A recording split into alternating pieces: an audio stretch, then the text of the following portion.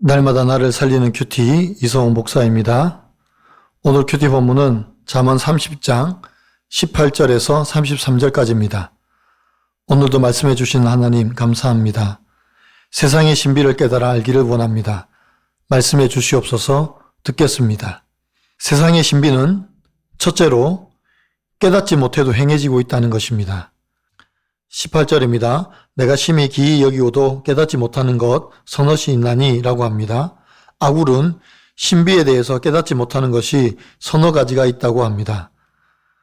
19절에서 첫째는 공중에 날아다니는 독수리의 자치라고 합니다. 이 말은 곧 독수리는 자기의 발자국을 남기지 않는다는 말입니다.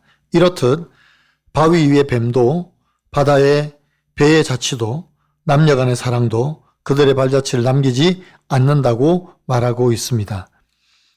20절입니다. 음녀의 자취도 그러하니라. 그가 먹고 그의 입을 씻음같이 말하기를 내가 악을 행하지 아니하였다 하느니라 고합니다. 19절에서 말한 네 가지 자취와 20절의 음녀의 자취를 연결하고 있습니다. 이 말은 음녀가 죄를 범하고도 아무 일이 없었다는 듯이 태연하게 행동한다는 것입니다. 먹고 입을 씻는다는 표현은 일상적으로 자연스러운 행위를 뜻하며 죄에 대한 무감각을 보여주는 모습입니다. 이것은 곧 죄의 은밀함과 기만성을 우리에게 보여줍니다. 음란과 부도덕한 행위는 겉으로 드러나지 않을 수 있고 행하는 자도 그것을 감추고 숨길 수는 있지만 하나님은 모든 것을 다 아십니다. 하나님 앞에 드러나지 않을 것은 아무것도 없습니다. 죄는 감추면 감출수록 자라고 커집니다. 그래서 결국은 감당할 수 없어서 우리의 인생이 송두리째 무너지는 것입니다. 그러나 죄는 드러내고 고백하면 작아지고 결국에는 힘을 잃습니다. 그래서 우리는 늘 말씀으로 자기를 돌아보며 고백하는 삶이 나를 살리고 가정과 공동체를 살리는 길입니다. 적용 질문입니다. 드러나지 않는다고 해서 감추고 묻어두고 가려는 나의 죄는 무엇입니까? 나의 작은 죄라도 하나님 앞에 드러내고 회개하면 반드시 용서하시고 죄를 이길 것을 믿습니까? 세상의 신비는 둘째로 겸손하면 어떤 환경과 상황에서도 배울 것이 있다는 것입니다. 아굴은 21절에서 23절을 통하여 세상이 견딜 수 없는 것 서너 가지를 이야기합니다. 갑자기 종이 임금이 되고 미련한 자가 풍요로워지는 것, 성품이 악해서 시집갈 수 없는 여자가 시집을 가고 여종이 주인을 쫓아내고 그 자리를 차지하는 사회적 악행을 견딜 수 없다고 합니다. 지금 아굴은 미련하고 지혜 없는 자들의 악행을 고발하고 있는 것입니다. 24절에서 짐승들을 통하여 지혜를 배워야 할 것을 말씀하고 있습니다.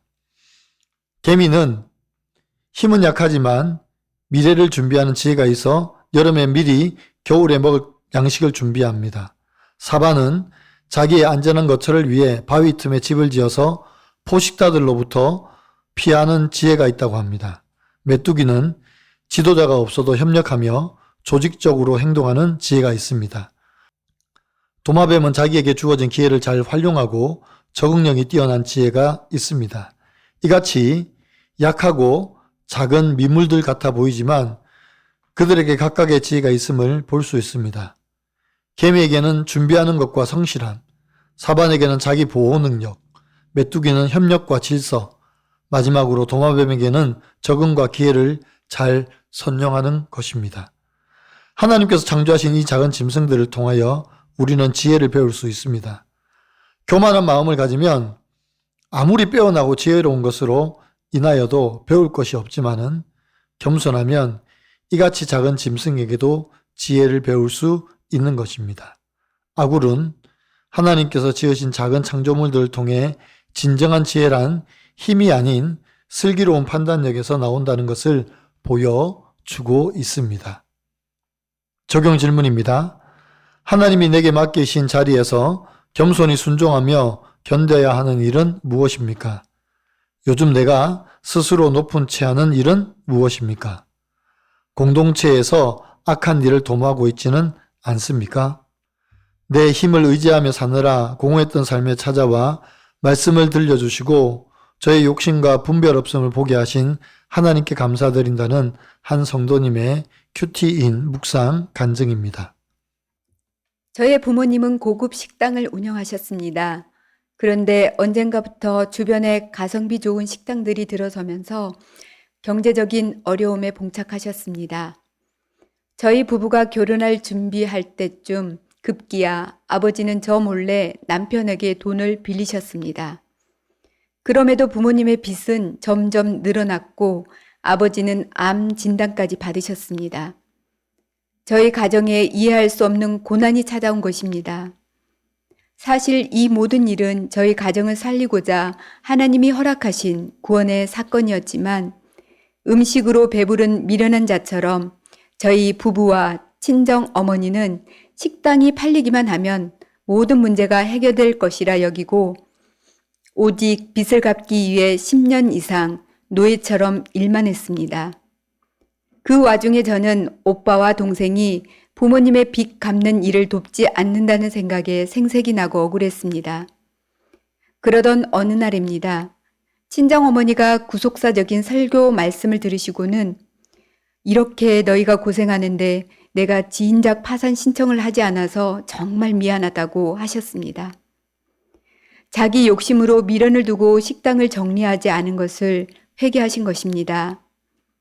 이에 저도 그동안 오빠만 부모님의 관심을 받다가 제가 친정을 도우면서 인정과 칭찬을 받게 되니 좋았어요. 라고 고백하게 되었습니다. 모든 빚을 다 갚고 10년 후 식당은 경매 처리되었습니다. 저희 가족에게는 아무 수익도 돌아오지 않았습니다. 그러나 하나님은 이 사건으로 저를 찾아와 주님을 믿게 하셨습니다. 또한 아버지도 암 투병을 하시다가 예수님을 영접하고 천국에 가게 하셨고 어머니도 저와 같은 공동체에 속하게 하셨습니다. 내 힘을 의지하며 사느라 공허했던 삶에 찾아와 말씀을 들려주시고 저의 욕심과 분별 없음을 보게 하신 주께 감사드립니다. 메뚜기 같이 작고 연약한 저이지만 하나님 한 분만을 임금으로 모시며 작은 일도 물을 수 있는 지혜로운 공동체와 함께 사명을 감당하겠습니다.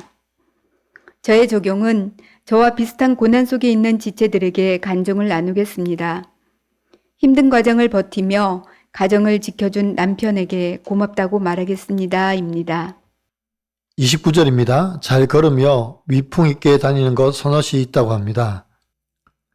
사자와 사냥개, 순념소, 왕은 위험 있게 걸으며 다른 이들의 신뢰를 받습니다. 그러나 교만하여 자신을 높이거나 악을 도모하는 사람은 결국 다툼을 일으키고 패망합니다. 사랑하는 성도 여러분, 교만은 패망의 선봉이요 넘어짐의 앞잡이라고 했습니다. 어떤 상황이든 어떤 환경이든 우리가 겸손하지 않으면 배울 것이 하나도 없습니다. 하지만 우리가 겸손히 바라보면 일상에서 일어나고 보여지는 모든 것들로 인하여 배울 것이 있다는 것을 알게 됩니다. 이것이 바로 지혜입니다. 오늘도 공동체와 이웃 앞에 겸손히 행하는 저와 여러분이 되기를 바랍니다. 그래서 늘 배우는 마음으로 섬김을 다해서 그리스도의 겸손을 삶으로 보여주는 저와 여러분 되기를 간절히 축원합니다. 기도드립니다. 주님, 우리가 우리 죄를 감추기 위해서 마치 뱀과 같이 사방과 같이 행하고 있습니다. 우리를 용서하여 주시옵소서.